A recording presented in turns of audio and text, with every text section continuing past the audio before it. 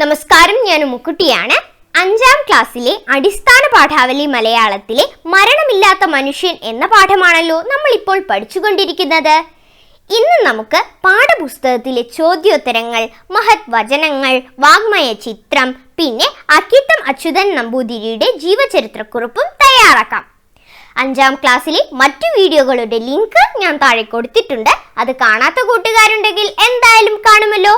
അപ്പോൾ നമുക്ക് വീഡിയോയിലേക്ക് കടക്കാം. ആദ്യം പ്രവർത്തനങ്ങൾ ചെയ്യാം. മുക്കത്ത് വെച്ച് അദ്ദേഹം ഉദ്ഘോഷിച്ച ദൈവിക വചനങ്ങൾ. അബ്ദുറഹ്മാൻ സാഹിബ് പറഞ്ഞ ദൈവിക വചനങ്ങൾ എന്തൊക്കെയായിരുന്നു? അദ്ദേഹം ഉദ്ഘോഷിച്ച വാക്കുകളെ ദൈവിക വചനങ്ങൾ എന്ന് വിശേഷിപ്പിച്ചത് എന്തുകൊണ്ടായിരിക്കാം? ആളുകൾ പറയുന്നത് അപ്പടി വിശ്വസിക്കരുത്. മറ്റുള്ളവർ പറയുന്ന കാര്യങ്ങൾ കാര്യകാരണ സഹിതം ചിന്തിച്ച് ശരിയായത് ചെയ്യുക.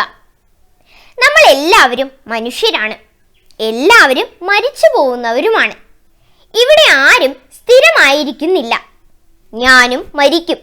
അതുകൊണ്ട് തന്നെ എൻ്റെ വാക്കും അവഗണിക്കാം. എന്നാൽ ദൈവത്തിൻ്റെ വാക്കുകൾ കേൾക്കുക. ജൈവമായ ഈ പ്രപഞ്ചത്തെ മുഴുവൻ സ്നേഹിക്കാനാണ് ഖുർആൻ പറയുന്നത്. അയൽപക്കത്തുള്ള ആൾക്കാർ ആരോ ആവട്ടെ, അവനെ സ്നേഹിക്കുക. ശത്രുത ഖുർആൻ പറയുന്നേയില്ല. ശത്രുത ദോഷമേ വരുത്തൂ. മരിച്ചു പോകുന്ന മനുഷ്യന്റെ വാക്കുകളെ തള്ളിക്കളഞ്ഞ് മരണമില്ലാത്ത ഈശ്വരനിൽ വിശ്വാസമർപ്പിക്കാനാണ് അദ്ദേഹം പ്രസംഗത്തിൽ പറഞ്ഞത്. ഈ വാക്കുകൾ മരണമില്ലാതെ എന്നും നിലനിൽക്കുന്നവയാണ്. അതുകൊണ്ടാണ് ഈ വാക്കുകൾ ദൈവിക വചനങ്ങളായി വിശേഷിപ്പിക്കുന്നത്.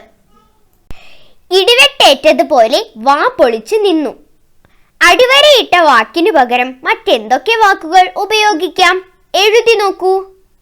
അത്ഭുതത്തോടെ വാ പൊളിച്ചു നിന്നു. അതിശയത്തോടെ വാ പൊളിച്ചു നിന്നു. ആശ്ചര്യത്തോടെ വാ പൊളിച്ചു നിന്നു. വിസ്മയിച്ച് വാ പൊളിച്ചു നിന്നു. സ്തബ്ധരായി വാ പൊളിച്ചു നിന്നു. വിശ്വാസം വരാതെ വാ പൊളിച്ചു നിന്നു. ഞെട്ടലോടെ വാ പൊളിച്ചു നിന്നു. ഞാനും എൻ വാക്കും തിരസ്കരിപ്പിൻ, കേൾപ്പിൻ ദൈവത്തിൻ്റെ വാക്കുകൾ മാത്രം. ദൈവത്തിൻ്റെ വാക്കുകൾ ശ്രദ്ധിക്കണമെന്ന് അബ്ദുറഹ്മാൻ സാഹിബ് പറഞ്ഞതിൻ്റെ പൊരുൾ കണ്ടെത്തി എഴുതുക. മരിച്ചു പോകുന്ന മനുഷ്യരുടെ വാക്കുകളേക്കാൾ ദൈവത്തിൻ്റെ വാക്കുകളിൽ വിശ്വാസം സമർപ്പിക്കാനാണ് അബ്ദുറഹ്മാൻ സാഹിബ് പ്രസംഗത്തിൽ പറഞ്ഞത്. ജീവനുള്ള ഈ പ്രപഞ്ചത്തെ മുഴുവൻ സ്നേഹിക്കാനും അയൽപക്കത്തെ ഹിന്ദുവിനെ സ്നേഹിക്കാനും അബ്ദുറഹ്മാൻ സാഹിബ് പറയുന്നു. മതസാഹോദര്യത്തിന്റെ പ്രാധാന്യത്തെക്കുറിച്ചാണ് അദ്ദേഹം പറയുന്നത്. മനുഷ്യ സ്നേഹം നിറഞ്ഞ ഈ വാക്കുകൾ ദൈവ തുല്യമാണ്. ഇതുതന്നെയാണ് എല്ലാ മതത്തിലെ വിശുദ്ധ ഗ്രന്ഥങ്ങളും പറയുന്നത്. ഈ വാക്കുകൾക്ക് മരണമില്ലെന്ന് കവി പറയുന്നു. അബ്ദുറഹ്മാൻ സാഹിബിനെ വിശേഷിപ്പിക്കാൻ എന്തൊക്കെ വാക്കുകളാണ് കവി ഉപയോഗിച്ചിട്ടുള്ളത്? ഈ വാക്കുകൾ അദ്ദേഹത്തിന്റെ എന്തെല്ലാം സ്വഭാവ വിശേഷങ്ങളിലേക്കാണ് വിരൽ ചൂണ്ടുന്നത്? കുറിപ്പ് തയ്യാറാക്കൂ. മരണമില്ലാത്ത മനുഷ്യൻ, ധീരപ്രജ്ഞൻ, വീരൻ എന്നീ വാക്കുകളാണ് അബ്ദുറഹ്മാൻ സാഹിബിനെ വിശേഷിപ്പിക്കാൻ കവി ഉപയോഗിച്ചിട്ടുള്ളത്. ധീരതയുടെയും കർമ്മശേഷിയുടെയും പ്രതിരൂപം എന്ന് കേരളം വാഴ്ത്തിയ സ്വാതന്ത്ര്യ സമര സേനാനിയായിരുന്നു മുഹമ്മദ് അബ്ദുറഹ്മാൻ സാഹിബ്. അദ്ദേഹത്തിന്റെ ഓർമ്മ മലയാളികൾ ഉള്ളിടത്തോളം കാലം നിലനിൽക്കും എന്ന് കവി പറയുന്നു. അദ്ദേഹത്തിന്റെ വാക്കുകളെ ദൈവിക വചനങ്ങൾ എന്നാണ് കവി പറയുന്നത്. മനുഷ്യ സ്നേഹം നിറഞ്ഞ അദ്ദേഹത്തിന്റെ വാക്കുകൾ ഈശ്വര തുല്യമാണ്. സ്വാതന്ത്ര്യത്തിനു വേണ്ടി ധീരമായി പൊരുതിയ വീരനും ജാതിമത ചിന്തകൾക്കതീതമായി എല്ലാ കേരളീയരെയും സ്വാധീനിച്ച ദിഷണാശാലിയും ആയിരുന്നു അദ്ദേഹം. മഹത് വ്യക്തികളെ കുറിച്ച് എഴുതിയ മറ്റേതെങ്കിലും കവിത നിങ്ങളുടെ ശ്രദ്ധയിൽപ്പെട്ടിട്ടുണ്ടോ? ക്ലാസ്സിൽ ചൊല്ലി അവതരിപ്പിച്ച് ചർച്ച ചെയ്യൂ. മഹാകവി വള്ളത്തോൾ നാരായണ മേനോൻ നമ്മുടെ രാഷ്ട്രപിതാവായ ഗാന്ധിജിയെ കുറിച്ച് എഴുതിയ എൻ്റെ ഗുരുനാഥൻ എന്ന കവിത കേൾക്കാം. ലോകമേ തറവാട് തനിക്ക് ചെടികളും പുൽകളും പുഴുക്കളും കൂടിത്തൻ കുടുംബക്കാർ ത്യാഗമെന്നതേ നേട്ടം താഴ്മ താനഭ്യുന്നതി യോഗവിത്തേവം ജയിക്കുന്നിതൻ ഗുരുനാഥൻ. ക്രിസ്തുദേവന്റെ പരിത്യാഗശീലവും സാക്ഷാൽ കൃഷ്ണനാം ഭഗവാന്റെ ധർമ്മരക്ഷോപായവും ബുദ്ധന്റെ അഹിംസയും ശങ്കരാചാര്യരുടെ ബുദ്ധിശക്തിയും രന്തിദേവന്റെ ദയാവായ്പും ശ്രീഹരിചന്ദ്രനുള്ള സത്യവും മുഹമ്മദിൻ സ്ഥൈര്യവും ഒരാളിൽ ചേർന്നൊത്തു കാണണമെങ്കിൽ ചെല്ലുവിൻ ഭവാൻമാരൻ ഗുരുവിൻ നികടത്തിൽ, അല്ലാകിലവിടുത്തെ ചരിത്രം വായിക്കുവിൻ. ഇനി നമുക്ക് നമ്മുടെ എല്ലാവരുടെയും പ്രിയപ്പെട്ട കവിയായ റഫീഖ് അഹമ്മദ് എഴുതിയ എന്റെ ഗാന്ധി എന്ന കവിത കേൾക്കാം. എന്റെ ഗാന്ധി, റഫീഖ് അഹമ്മദ്. സൂര്യനസ്തമിക്കാത്ത സാമ്രാജ്യ ദുശക്തിയെ ഖാദി നൂലിനാൽ തളച്ചുള്ളവനാവാം ഗാന്ധി. സോദരരക്തം പാനം ചെയ്തു ചീർക്കുവാൻ പോരും ഭീകരമതഭ്രാന്തിനൗഷധമാവാം ഗാന്ധി. രാജനീതി തൻ മഹാധർമ്മ സങ്കടം പേറും രാമനെ വെളിച്ചമായി കണ്ടവനാവാം ഗാന്ധി.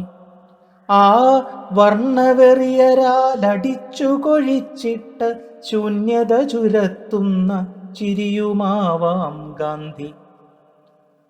നാടിൻ്റെ സ്വാതന്ത്ര്യത്തിൻ തൃപ്പതാകകൾ വിണ്ണിലാവോളമുയരത്തിലുയരും സന്ദർഭത്തിൽ ഖിന്നനായി വിഷാദിയായി ആ നവാഖലിയുടെ ചെന്നിണച്ചാലിൽ മൂകമേഘനായി പോയോനാവാം.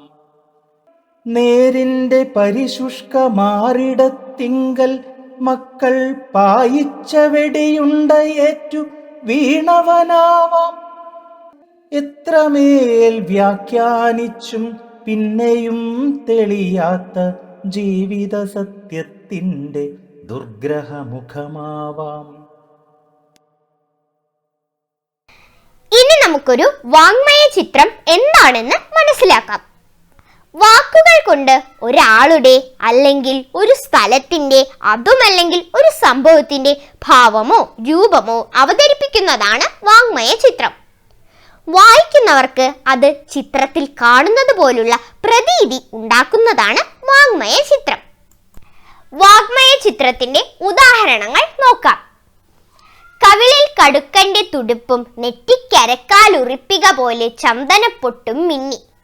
ശബ്ദിക്കെല്ലാരും വിരൽ മൂക്കുപാലത്തിൽ ചേർത്താൻ.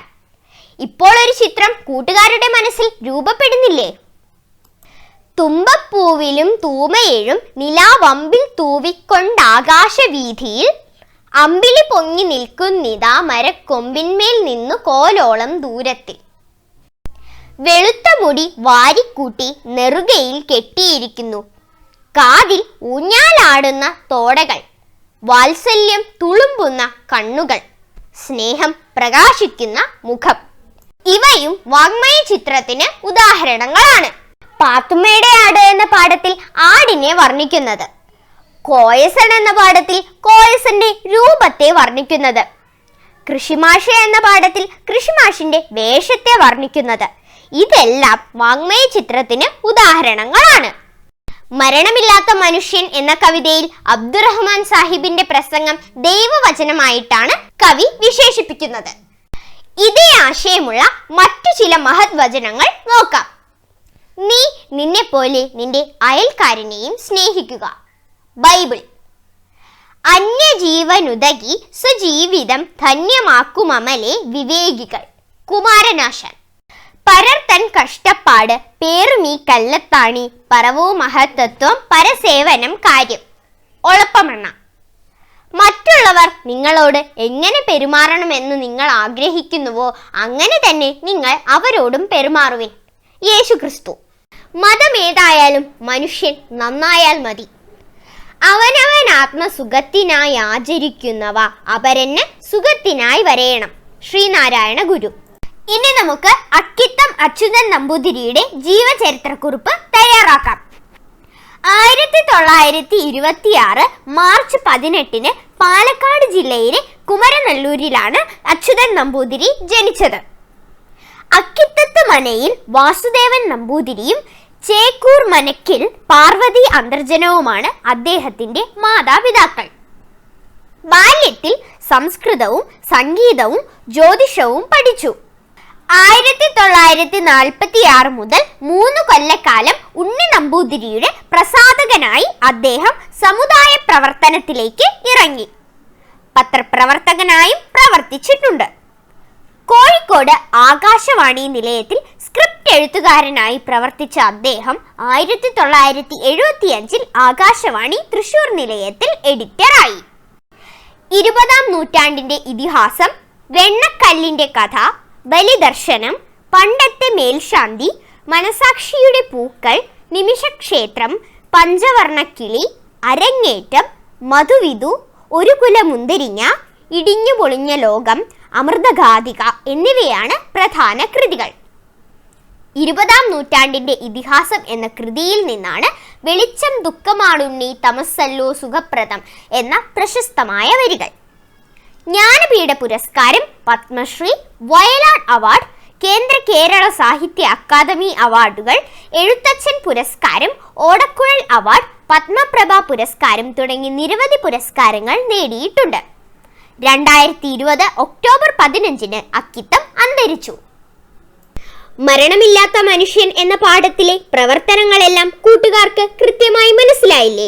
ഇതുപോലെ 5-ാം ക്ലാസ്സിലെ മറ്റു വീഡിയോകൾ നിങ്ങൾക്ക് കിട്ടാനായി ഈ ഉമ എന്നുള്ള ബട്ടൺ ഒന്ന് ക്ലിക്ക് ചെയ്യണേ.